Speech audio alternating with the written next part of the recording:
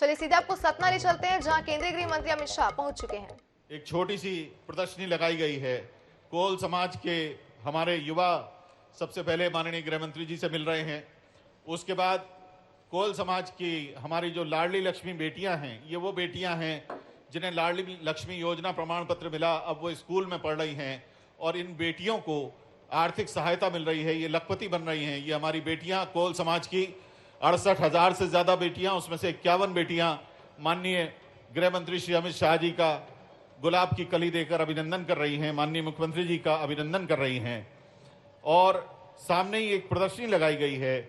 इस प्रदर्शनी में जो हमारा इंटरनेशनल मिलेट वर्ष है, मोटे अनाज का वर्ष 2023 मनाया जा रहा है, उसके बारे में, और जो हमारी कोल समाज की बहनें हैं वो सेल्फ हेल्प ग्रुप्स के मेंबर बनके जो उत्पाद यहाँ बनाती हैं उनको प्रदर्शित किया गया है। आत्मीयता के क्षण हैं। बेटियां अपने मामा माननीय मुख्यमंत्री जी को देखकर हर्षित हैं और माननीय गृह मंत्री जी के सतना आगमन पर 51 फूल की कलियां उन्हें प्यार और स्नेह पूर्वक भेंट कर रही हैं।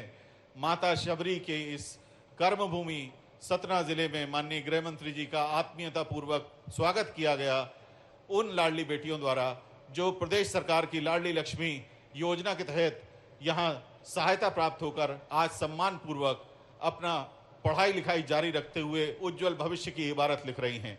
अब माननीय गृह मंत्री जी मंच की ओर अग्रसर हो रहे हैं।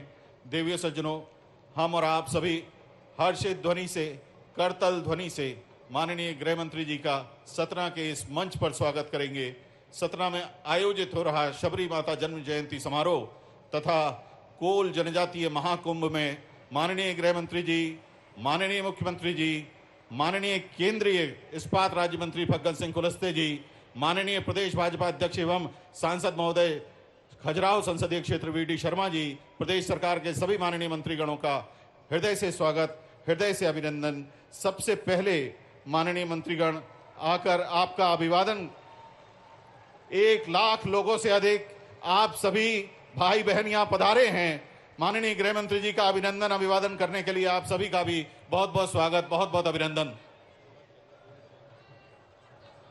माननीय केंद्रीय गृह मंत्री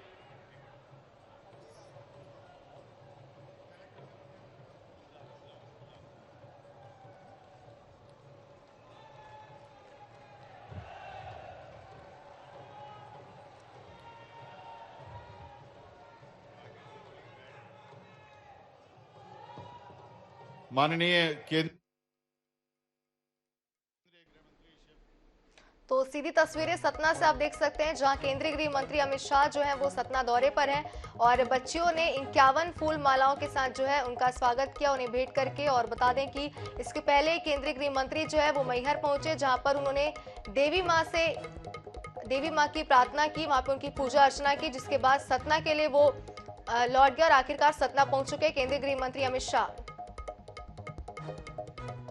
तो आपको बता दें, जिस तरीके से केंद्रीय गृह मंत्री यहाँ पहुंचे हैं, ये बताया जा रहा है कि मेडिकल कॉलेज की सौगात जो है सतना को मिलने वाली है। और तो तस्वीरें आप सीधे तौर पर देख सकते हैं सतना से। सबसे पहले बेटियों के मान को स्थापित करने के लिए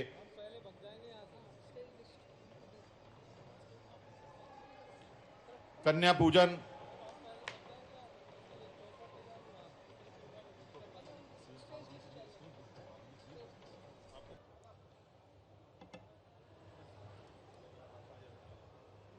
माननीय गृह मंत्री श्री अमित शाह जी, माननीय मुख्यमंत्री श्री शिवराज सिंह चौहान जी, माननीय मंच ससम्मान अपना स्थान ग्रहण कर रहा है।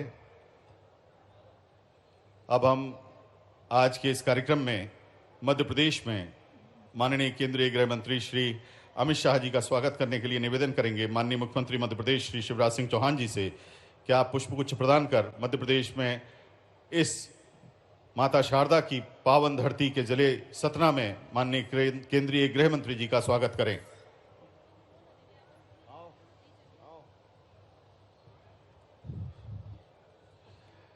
माननीय केंद्रीय गृह मंत्री जी का स्वागत माननीय मुख्यमंत्री जी द्वारा। बहुत बहुत स्वागत सर आपका। प्रदेश के माननीय गृह मंत्री डॉक्टर नरोत्तम मिश्रा जी से आग्रह है कि आप माननीय केंद्रीय गृह मंत्री श्री अमित शाह जी का स्वागत करें। माननीय मंत्री जनजाति विभाग और कार्यक्रम के आयोजक विभाग मीना सिंह जी से आग्रह है, माननीय मीना सिंह जी पहले ही स्वागत करेंगे माननीय केंद्रीय गृह मंत्री श्री अमित शाह जी का।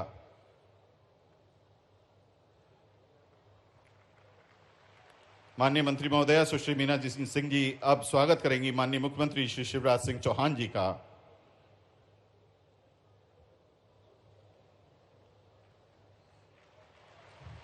माननीय मंत्री महोदया सुश्री मीना सिंह जी से आग्रह है कि आप हमारे बीच में उपस्थित माननीय केंद्रीय मंत्री श्री फग्गन सिंह कुलस्ते जी का स्वागत करें।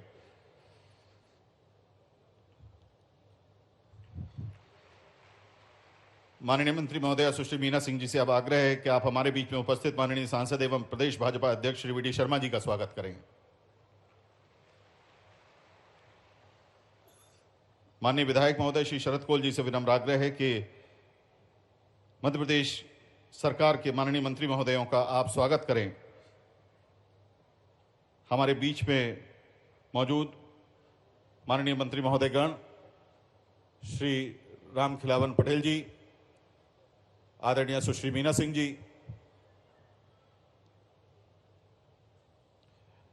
हमारे सतना के प्रभारी मंत्री डॉक्टर विजय शाह जी,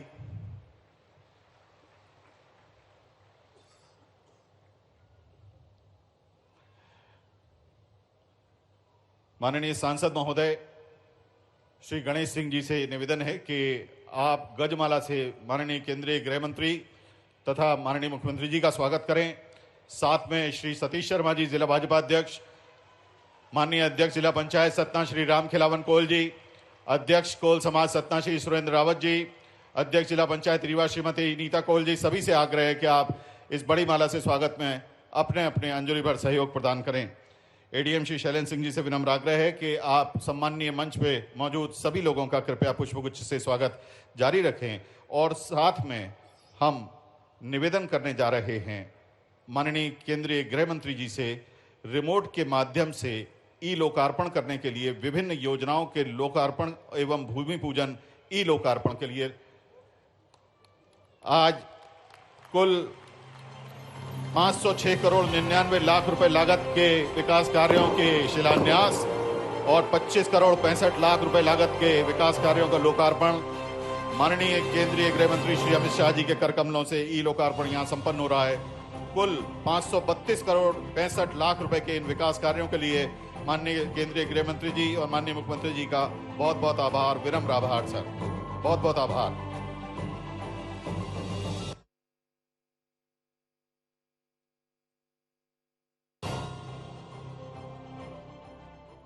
सतना से सीधी तस्वीरें थी जहां पे केंद्रीय गृह मंत्री पहुंच चुके हैं।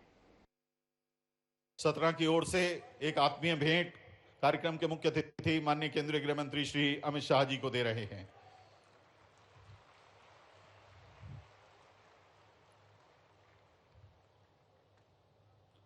माननीय मुख्यमंत्री जी को भी एक आत्मीय भेंट सांसद महोदय माननीय सांसद दे रहे हैं।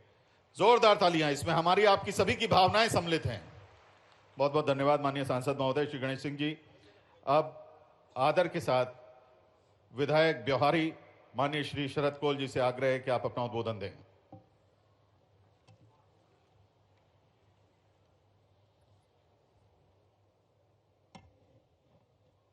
धन्यवाद आदरणीय संचालक महोदय। मेरे साथ एक छवि कोई भारत माता की जयकारे के घोष में सहयोग करेंगे। भारत माता की, भारत माता की जय जोहार, जय जोहार। ऐसे माता सबरी के जन्म जयंती के उपलक्ष्य में और माता शारदा के इस प्रांगण में सतना जिले के इस पावन धरा पर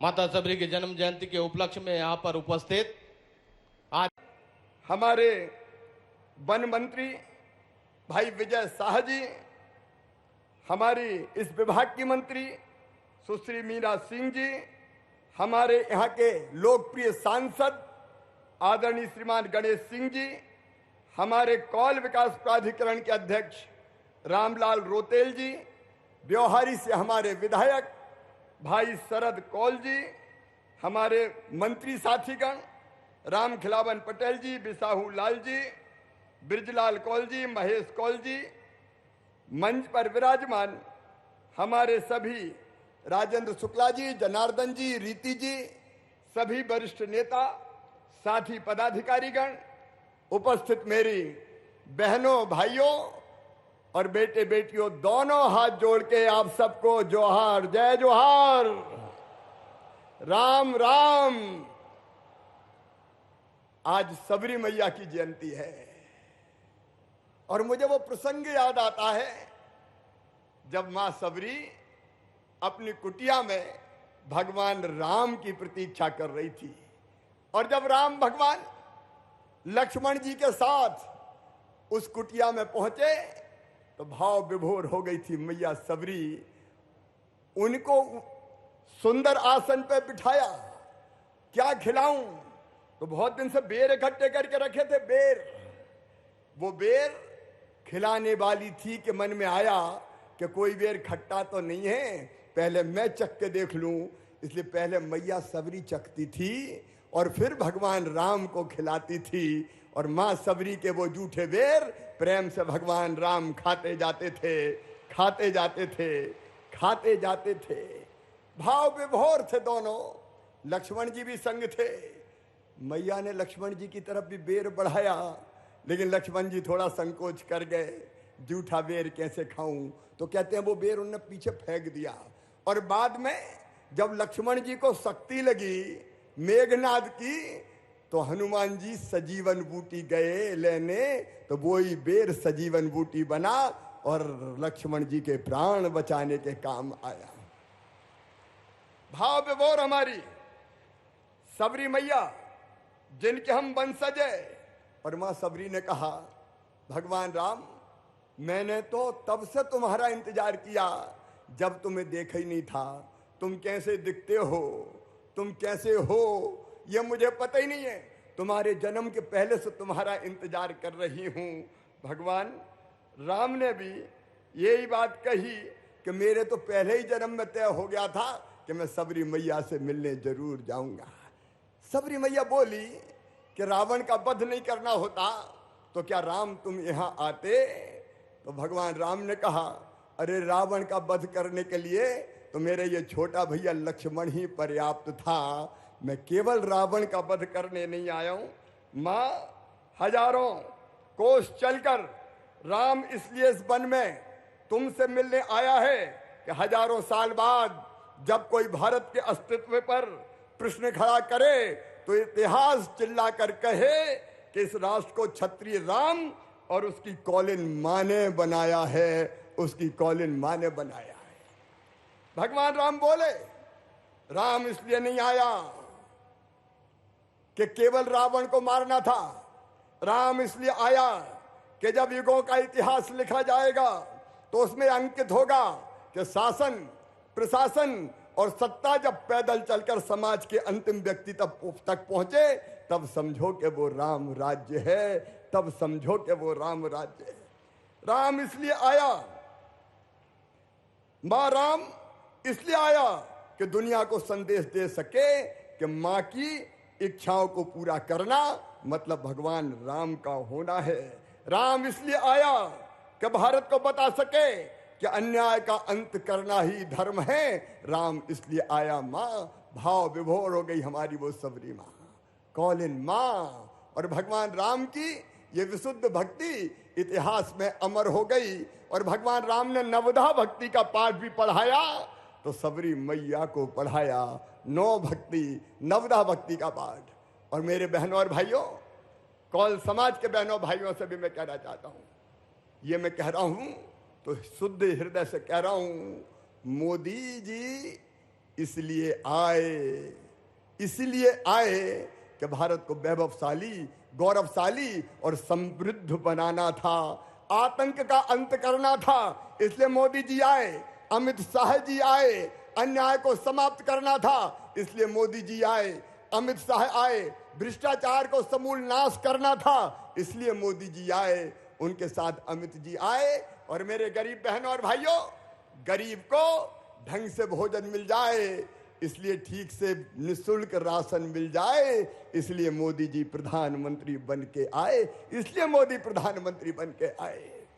गरीब को भी रहने के लिए पक्का मकान मिल जाए, इसलिए नरेंद्र मोदी आए। अगर कोई बीमार हो तो गरीब का भी ढंग से इलाज हो जाए, इसलिए नरेंद्र मोदी आए। कश्मीर से धारा 370 समाप्त हो जाए, इसलिए मोदी जी के नेतृत्व में अमित शाह जी आए।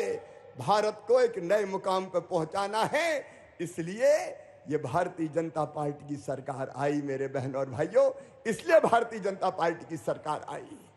आज विस्तार से हमें हमारे नेता माननीय अमित शाह जी संबोधित करेंगे, लेकिन कौल समाज के मेरे बहन और भाइयों, जनजाति बहन और भाइयों, मेरे आदिवासी बहन और भाइयों, आए थे अमित शाह जी 18 सितंबर को, लगभग 1.5-2 साल पहले जबलपुर की पवित्र धरती पर, रघुनाथ शाह शंकर शाह जी की जन्म जयंती पर, और तब उनके नेतृत्व में हमने तय किया था कि आदिवासी जनजाति समाज का संपूर्ण विकास करेंगे, पेशा एक्ट लागू करके जनजातियों की तकदीर बदलेंगे, इन क्षेत्रों की तस्वीर बदलेंगे। 14 घोषणाएं उस समय हमने की थी, और आज मुझे कहते हुए गर्व है कि 14 की 14 घोषणाएं पूरी करके जनजातीय समाज की जिंदगी बदलने का हमने प्रयास किया है, जनजातीय समाज की जिंदगी बदलने का हमने प्रयास किया है। लेकिन आज इस कौल महाकुंभ में जब आया हूं तो पुरानी बातें नहीं दोहराना चाहता। मुझे प्रसन्नता ये कहते हुए कि तेंदुपत्ता अब हमारे आदिवासी और गांव में जंगल में रहने वाले भाई बहन तोड़ेंगे भी कई समितियों में, और वो बेचने का काम भी करेंगे। हमने एक नहीं अनेकों कदम उठाए, जो कदम उठा लिए उनके बारे में चर्चा नहीं करूंगा, लेकिन आज सबरी मैया की जयंती है। आज कुछ और नए संकल्प लेने हैं ताकि कौल समाज की जो हमारी जनता है उसकी जिंदगी में और आनंद और प्रसन्नता आए। और इसलिए मेरे बहनों और भाइयों, ये केवल सबरी महाकुंभ नहीं है, ये कौल समाज की जिंदगी बदलने का अभियान है, जनता की जिंदगी बदलने का अभियान है। हम सब जानते हैं हमारे कौल राजा राज करते थे कौलगढ़ी पर। कौलगढ़ी प्राचीन रीवा के त्योथर में, सबको पता है कि नहीं कौलगढ़ी? अरे सबको पता है। कौलगढ़ी हमारे गर्व का विषय है, जहां हमारे राजा राज करते थे। कौल राजा, मुझे कई मित्रों ने कहा कि कौलगढ़ी टूट रही है, फूट रही है, कब्जे हो रहे हैं। कौल समाज का गौरव स्थापित करने के लिए कौलगढ़ी का फिर से जीर्णोद्धार किया जाए, कौलगढ़ी को फिर से संवारा जाए। बोलिए, फिर से जीर्णोद्धार करना चाहिए कि नहीं? जरा एक बार जोर से बताओ, पीछे तक करना चाहिए कि नहीं? तो आज माननीय अमित जी के नेतृत्व में हम ये फैसला कर रहे हैं कि कौलगढ़ी का फिर से जीर्णोद्धार किया जाएगा। आज वहां केवल अवशेष शेष है। बैनवंशी राजाओं ने, हमारे कौल राजीवंशी राजाओं ने इसको बनाया था, और इसको राजा नागल कौल थे इसके अंतिम राजा। अब वहां हम गढ़ी की मरम्मत करेंगे, बाउंड्री वाल का निर्माण करेंगे, उसके अंदर पार्क बनाएंगे और मां सबरी की प्रतिमा स्थापित करेंगे। उक्त गढ़ी में बिंद की गौरवशाली आदिवासी संस्कृति को दर्शाने के लिए शिलालेख होंगे। हमारे रीति रिवाज, हमारी वेशभूषा और हमारे इतिहास को दर्शाने की व्यवस्था की जाएगी, और उपलब्धता के आधार पर अंतिम कौल राजा के तेल चित्र को भी वहां लगाया जाएगा। और मैंने पूरी तैयारी से आया हूं, इसका एस्टीमेट बनवाया है। तो इन सारे कामों में लगभग 3.5 करोड़ रुपया खर्चा होंगे। 3.5 करोड़ रुपया खर्च करके कौलगढ़ी का फिर से जीर्णोद्धार किया जाएगा। एक संग्रहालय बनाया जाएगा जहां कौल जाति की परंपराएं, हमारे महापुरुष, हमारे वेशभूषा, हमारे इतिहास को दर्शाने का काम किया जाएगा। मेरे बहन और भाइयों, कौलगढ़ी के संरक्षण के साथ साथ मेरे पास कई भाई और बहन आए। मैं जानता हूं बड़े हिस्से में कौल भाई और बहन भूमिहीन हैं, खेती की जमीन इनके पास नहीं है, रोजगार के साधन सीमित है, और इसलिए जो हमारे कौल बेटे बेटी व्यवसाय करना चाहेंगे उनको व्यवसाय के लिए लोन उपलब्ध कराया जाएगा, जिसकी गारंटी भारतीय जनता पार्टी की सरकार लेगी। गारंटी सरकार लेगी लोन की, ब्याज की सब्सिडी भी देंगे। हमारे पढ़े लिखे बच्चे अलग अलग काम धंधों में आए, इसकी हम चिंता करेंगे। अभी शासकीय नौकरियों में भर्ती के लिए 1,14,000 पदों पर भर्ती हो रही है। हमारे बच्चे पीछे ना रह जाएं, और इसलिए हम ये प्रयास प्रारंभ करेंगे कि इनको ठीक से प्रशिक्षण और कोचिंग की व्यवस्था की जाए, ताकि हमारे बच्चों का चयन भी सरकारी नौकरियों में हो सके। इस काम को भी हम लोग करेंगे। कौल समाज के हमारे बेटा बेटी बड़ी संख्या में पढ़ने अब रीवा आते हैं, सतना आते हैं, अलग अलग जिला मुख्यालयों पे जाते हैं, और इसलिए हम कौल समुदाय के छात्रों के लिए रीवा में पोस्ट ग्रेजुएट हॉस्टल का निर्माण करेंगे, और सतना में बेटियों के लिए हॉस्टल बनाई जाएगी, ताकि हमारे बेटा बेटी पढ़ सके। बोलो, हमारे बच्चों को पढ़ना चाहिए कि नहीं पढ़ना चाहिए? जरा जोर से बताओ, पढ़ना चाहिए कि नहीं? ताकि हमारे बच्चे भी पढ़ें और आगे बढ़ने का काम करें।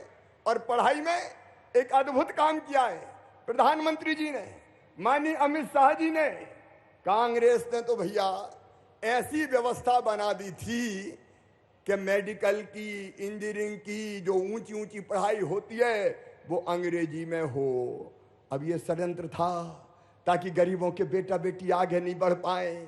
बताओ मेरे बहनों और भाइयों, हमारे बच्चे अंग्रेजी जानते हैं क्या? जोर से बताओ, जानते हैं क्या? नहीं जानते, तो हमारे बच्चे पीछे रह जाते थे। मैं अमित शाह जी का अभिनंदन करूंगा, भोपाल आके उन्होंने तय किया कि मेडिकल और इंजीनियरिंग की पढ़ाई भी हिंदी में की जाएगी, हिंदी में, ताकि हमारे बच्चे भी पढ़ के डॉक्टर बने, इंजीनियर बने और आगे बढ़े। और इसलिए वो रास्ता भी हमारा माननीय प्रधानमंत्री जी के नेतृत्व में माननीय अमित शाह जी ने खोलने का काम किया है। मेरे प्रिय बहनों और भाइयों, मैं जानता हूं मैहर में सबरी आश्रम बनाए, लोकार्पण होना ठीक है। आपकी तरफ से मांग आई कि उसको और बढ़िया करके उसको लोकार्पित किया जाए, उसको लोकार्पित भी करेंगे।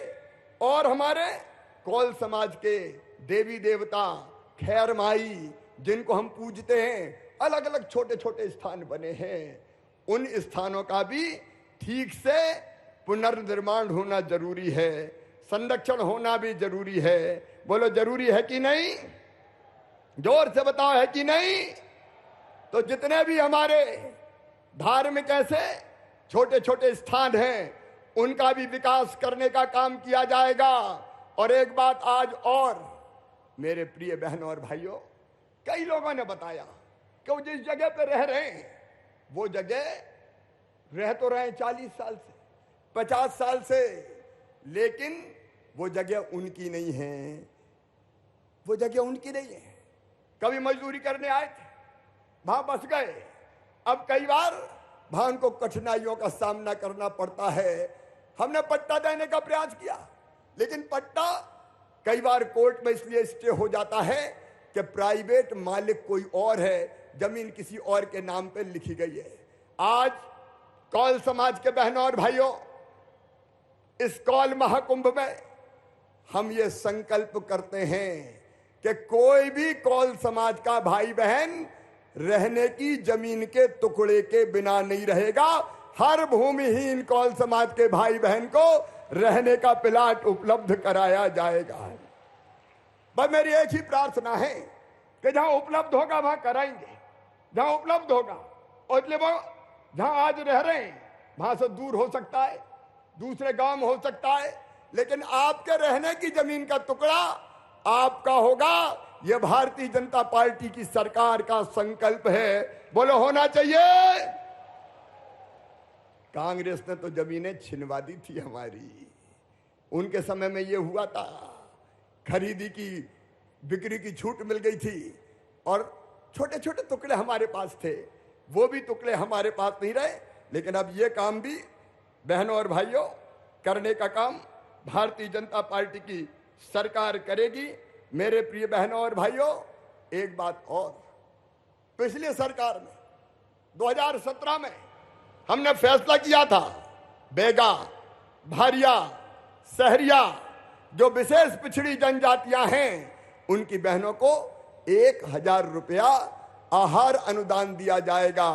कांग्रेस और कमलनाथ ने वो गरीबों के 1000 रुपया बंद करवा दिए थे, अब उनके तो चालू हो गए।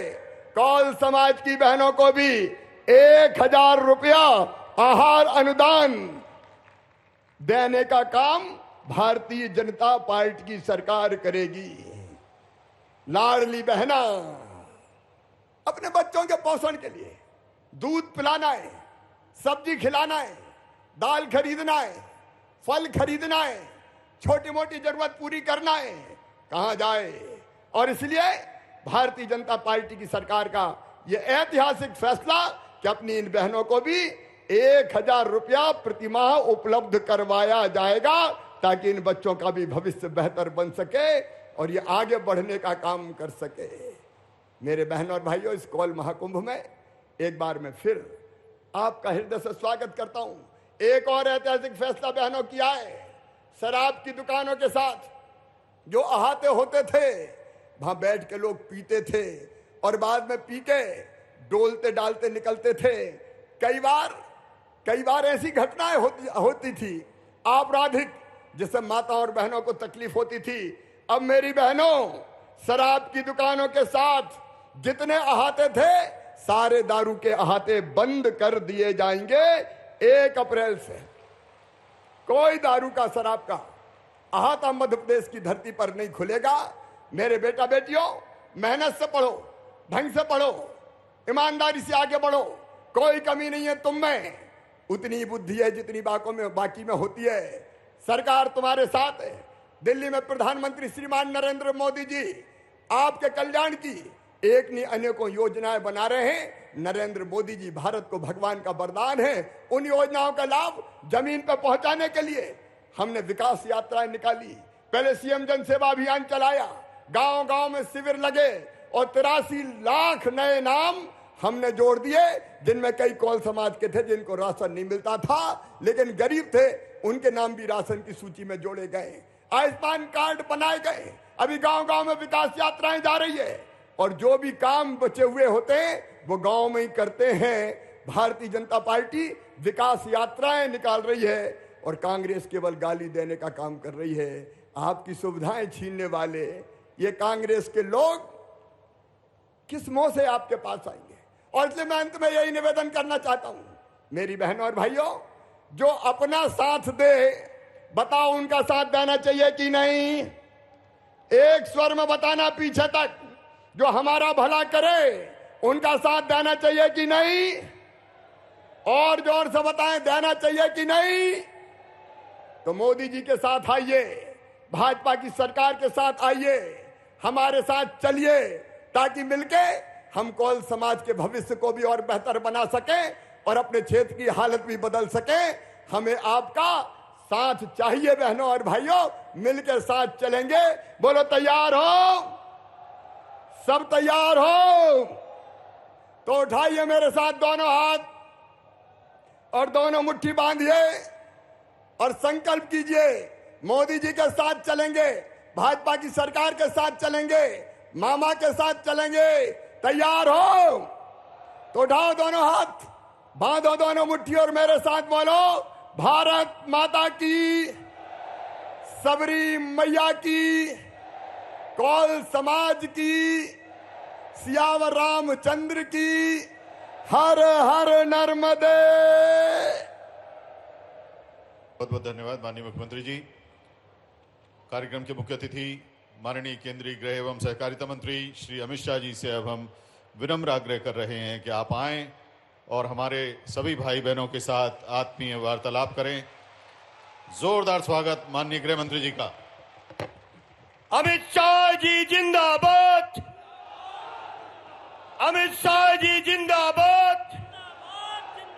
अमित शाह जी जिंदाबाद। जिंदाबाद जिंदाबाद।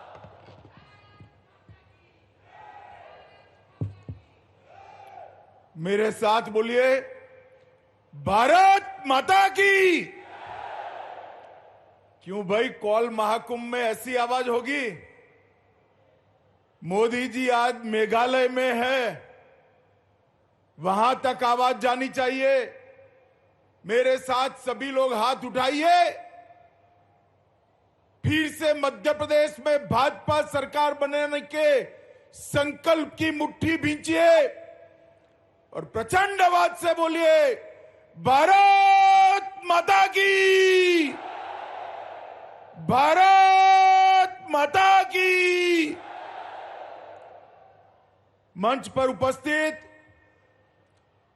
मध्य प्रदेश के गरीबों के हितैषी और मध्य प्रदेश के लोकप्रिय मुख्यमंत्री श्रीमान शिवराज सिंह चौहान जी, मोदी जी की मंत्रिपरिषद में मेरे साथी श्री फग्गन सिंह कुलस्ते जी, भाजपा अध्यक्ष मध्य प्रदेश के और सांसद श्री बीडी शर्मा जी, सतना के लोकप्रिय सांसद और मेरे मित्र भाई गणेश सिंह जी,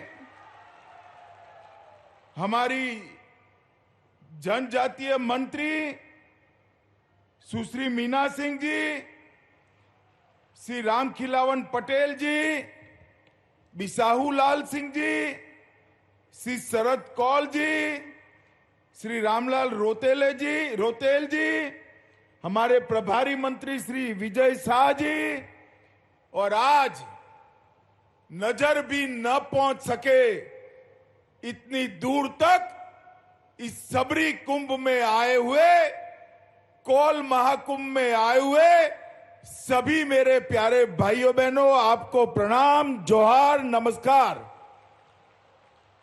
मित्रों, शिवराज जी ने बहुत लंबी बात करी है, मुझे कोई लंबी बात नहीं करनी है।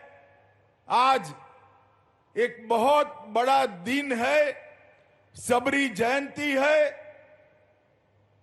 एक जनजाति मां अपनी भक्ति से युगों युगों तक, राम भक्ति से युगों युगों तक लोगों के लिए प्रेरणा बन जाए, ऐसा जीवन और ऐसी भक्ति सबरी मां की थी। हम सभी उनको प्रणाम कर कर आज जयंती पर उनको याद करते हैं। मैं जब यहां आया हूं तब मां शारदा की इस पवित्र भूमि को भी प्रणाम करना चाहता हूं। मां की इस भूमि पर मैं मेरे जीवन में तीसरी बार आया हूं।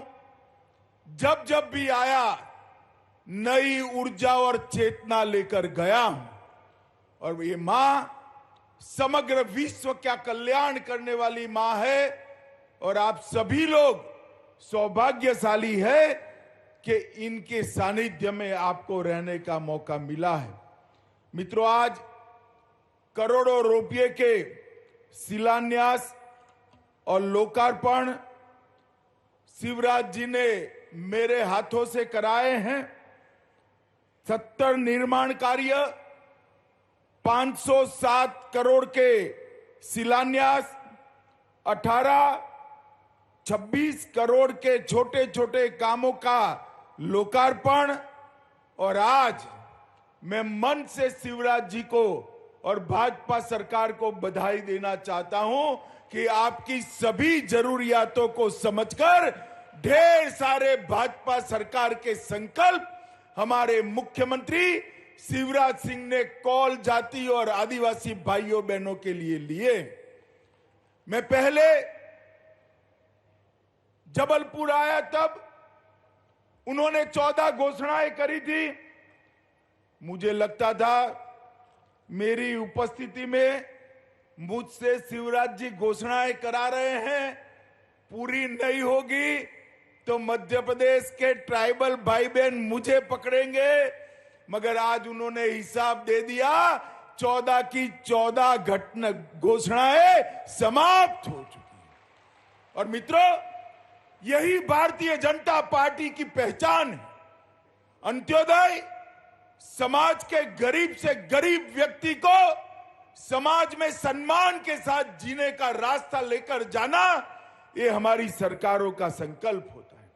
जब आपने मोदी जी की पहली बार सरकार बनाई 2014 के अंदर, तब मोदी जी ने पहले भाषण में कहा था कि मेरी सरकार आदिवासियों की सरकार है, दलितों की सरकार है, पिछड़ों की सरकार है और गरीबों की सरकार है। दुनिया भर में एक संदेश सरकार की प्राथमिकताओं के लिए मोदी जी ने भेज दिया था। और आज 9 साल बाद पीछे मुड़कर देखते हैं तो मोदी जी ने अपने बोली हुई एक एक बात को न केवल सच साबित किया, इसको जमीन पर उतारने का काम किया है। एक जमाना था, कांग्रेस की सरकार थी, गरीबों के घर में शौचालय नहीं था। मोदी जी की सरकार ने 10 करोड़ गरीबों के घर में शौचालय बनाए। इसमें सबसे ज्यादा शौचालय मेरे आदिवासी भाइयों बहनों के घर में हुए, अनुसूचित जाति के घर में हुए। 3 करोड़ लोगों को घर दिया, घर में बिजली पहुंचाई, घर में गैस का सिलेंडर पहुंचाया, 5 लाख तक का पूरा स्वास्थ्य का खर्चा फ्री ऑफ कॉस्ट कर दिया। और अब मुझे बताओ भाई, सभी लोग, कोरोना का दोनों टीका लग चुका है या नहीं लग चुका है? जिनको लगाए हाथ ऊपर करो तो जरा। दोनों टीका लगाए ना? एक पैसा देना पड़ा है। मोदी जी ने कॉफी भी पिलाई, कोरोना का टीका भी दिया और पूरे भारत को कोरोना से सुरक्षित करने का काम नरेंद्र मोदी जी ने किया है। मित्रों, इसके साथ साथ हर गरीब के घर में प्रति व्यक्ति प्रति माह 5 किलो अनाज मुफ्त में भेजने का फैसला नरेंद्र मोदी जी ने किया।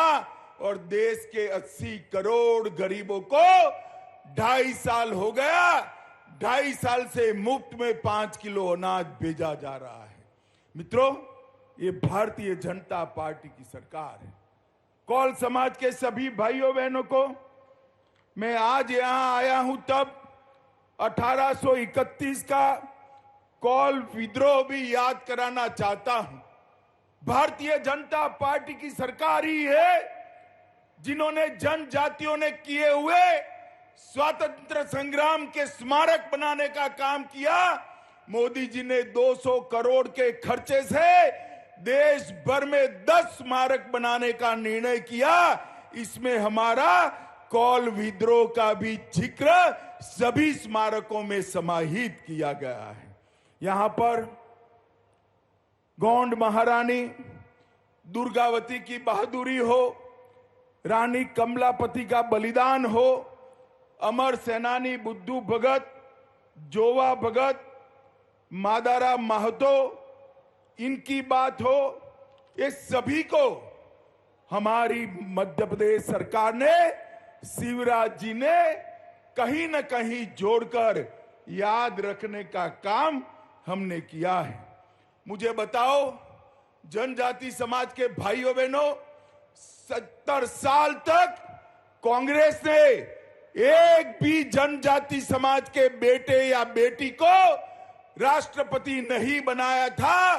नरेंद्र भाई ने एक गरीब आदिवासी की बेटी श्रीमती द्रौपदी मुर्मू को राष्ट्रपति बनाकर समग्र जनजाति समाज का सम्मान करने का काम किया है।